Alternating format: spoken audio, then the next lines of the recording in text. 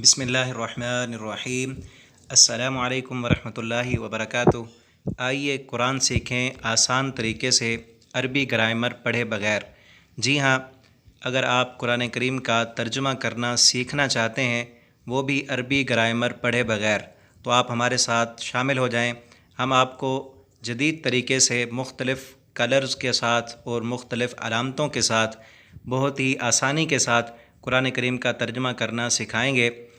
بلا شبہ قرآن کریم کا ترجمہ سیکھنے کے لیے عربی گرامر کا پڑھنا سمجھنا بہت ضروری ہے، لیکن جو لوگ عربی گرامر نہیں پڑھے ہوئے یا اس کو پڑھنے کو بوجھ سمجھتے ہیں، وہ اس سے کتراتے ہیں، تو ان کے لیے مصباح القرآن میں بڑے ہی احسن انداز کے ساتھ قرآن کریم کا ترجمہ لکھا گیا ہے۔ دو طریقے ہیں، یہ میں مختصر تعارف آپ کو بتا رہا ہوں، اس کے بعد ہم کورس شروع کریں گے۔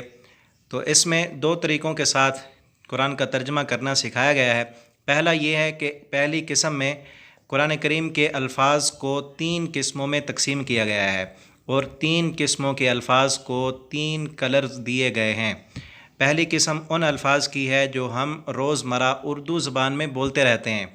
وہ الفاظ قرآن کریم میں تقریباً 65% ہیں، اور ان الفاظ کو کالے رنگ میں ظاہر کیا گیا ہے۔ یہ کالے رنگ میں جو آپ کو نظر آ رہے ہیں، الحمدللہ رب العالمین الرحمن الرحیم، یہ کالے رنگ کے الفاظ جو روزمرہ ہم اردو زبان میں بولتے رہتے ہیں، یہ الفاظ قرآن کریم میں 65% ہیں۔ اور دوسری قسم ان الفاظ کی ہے جو خالصتاً عربی زبان کے ہیں اور اردو میں استعمال نہیں ہوتے، لیکن کثرت استعمال کی وجہ سے اور بار بار سن کر وہ الفاظ یاد ہو جاتے ہیں۔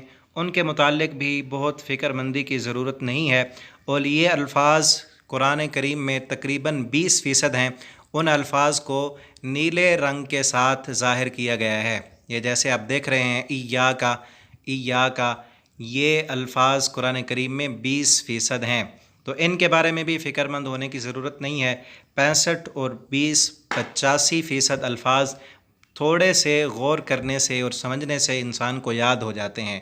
اور تیسری قسم ان الفاظ کی ہے جو سرخ رنگ میں لکھے گئے ہیں اور خالصتاً عربی کے الفاظ ہیں اور بار بار استعمال نہیں ہوتے، بلکہ کہیں کہیں استعمال ہوئے ہیں۔ انہیں یاد کر لیا جائے تو قرآن کریم کا ترجمہ کرنا آسان ہو جاتا ہے۔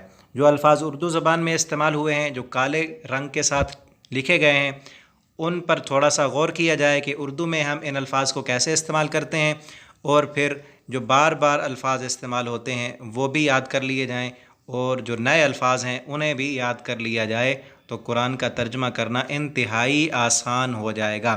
اور دوسری بات یہ ہے کہ مختلف علامتیں بھی ذکر کی گئی ہیں، وہ علامتیں بھی اگر یاد کر لی جائیں، وہ طریقہ اس کا یہ ہے کہ قرآن کریم کے الفاظ کو خانوں کی صورت میں علیحدہ علیحدہ لکھا گیا ہے۔ جیسے آپ دیکھ رہے ہیں الرحمن الرحیم اور بسم اللہ، یہ تمام الفاظ الحمدللہ رب العالمین خانوں کی صورت میں علیحدہ علیحدہ لکھ کر ان کا ترجمہ کیا گیا ہے۔ اور پھر ان کے اندر جو علامتیں استعمال ہوئی ہیں، جیسے یہ با ہے، لام ہے اور ایاکا نون ہے، یہ علامتیں ان کو بھی ذکر کیا گیا ہے۔ اور ایک الفاظ میں اگر ایک علامت ہے تو اسے سرخ رنگ کے ساتھ ظاہر کیا گیا ہے، اور اگر کسی لفظ میں 2 علامتیں ہیں تو پہلی علامت کو سرخ رنگ کے ساتھ اور دوسری علامت کو نیلے رنگ کے ساتھ ظاہر کیا گیا ہے۔ اور یہ علامتیں معلم قرآن کے اندر بیان کی گئی ہیں، اس کے اندر تقریباً 15 سبق ہیں، وہ بھی آپ کو بتا دیے جائیں گے۔ انہیں اگر آپ غور سے سن لیں گے تو آپ کے لیے ترجمہ کرنا انتہائی آسان ہو جائے گا، اور یہ علامتیں آپ کو یاد ہو جائیں گی۔ ادھر سے الفاظ پر غور کریں، الفاظ کے کلر پر غور کریں، اور علامتوں کو یاد کر لیں۔ علامتوں پر توجہ کرنے سے آپ خود چند دنوں میں قرآن کریم کا ترجمہ کرنا انتہائی آسانی کے ساتھ آپ کو آ جائے گا۔ تو آپ سب سے یہ درخواست ہے کہ آپ خود وقت نکال کر ان اسباق کو سنیں، اس کورس کو پورا پڑھیں، اور دوسرے ساتھیوں کے ساتھ بھی شیئر کریں، تاکہ ہم نبی کریم صلی اللہ علیہ وسلم کے فرمان کے مطابق لوگوں میں سب سے زیادہ بہتر بن جائیں، اور اللہ رب العالمین سے دعا ہے کہ اللہ تعالی ہمیں قرآن کریم کو پڑھنے کی، سمجھنے کی توفیق عطا فرمائے، اور اللہ تعالی ہمیں اپنے اس نیک اور عظیم کام کے لیے چن لے۔ اللہ تعالی ہمیں توفیق دے کہ ہم یہ کام کر سکیں۔ اور آپ سب ساتھی اس پیغام کو زیادہ سے زیادہ شیئر کریں اپنے دوستوں کے ساتھ، فیس بک پر، واٹس ایپ پر، تاکہ قرآن کا یہ پیغام ہر گھر میں پہنچے، ہر دل میں پہنچے، اور ہمارے دل قرآن کے نور سے منور ہوں۔ والسلام علیکم ورحمۃ اللہ وبرکاتہ۔